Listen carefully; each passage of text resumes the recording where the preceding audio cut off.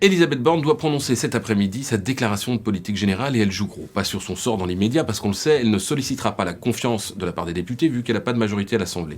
Elle joue gros, cela dit, parce que c'est un exercice inédit pour elle, dans une situation inédite et qu'elle est attendue à la fois sur la forme, le fond et sur la méthode. Bon, d'habitude, on peut se le dire entre nous, on s'ennuie un peu pendant les déclarations de politique générale, qui consistent généralement à réciter le projet présidentiel. Mais là, il est où le projet Qu'en ont retenu les Français? La campagne des présidentielles et la campagne des législatives n'ont pas permis de l'expliquer, n'ont pas permis de le développer. Du coup, Elisabeth Borne va devoir dire ce qu'elle compte faire, par exemple sur les retraites, 65 ans, c'est toujours d'actualité, par exemple sur le plein emploi, l'égalité des chances. Bref, elle va devoir préciser le contenu de ses projets. Et puis, elle va devoir préciser sa méthode, parce que depuis qu'ils ont échoué à former une coalition, les partisans de le président de la République ne cessent de dire on procédera texte par texte, texte après texte. Mais ça veut dire quoi? Ça veut dire qu'il y aura des consultations avant, des négociations avant, ou ça veut dire que tout se passera à l'Assemblée par voie d'amendement? Bref, c'est toute cette méthode qui reste à préciser. Elle l'a écrit elle-même, a-t-elle fait savoir, c'est son texte, sous-entendu. Il n'a pas été écrit ni réécrit par l'Élysée.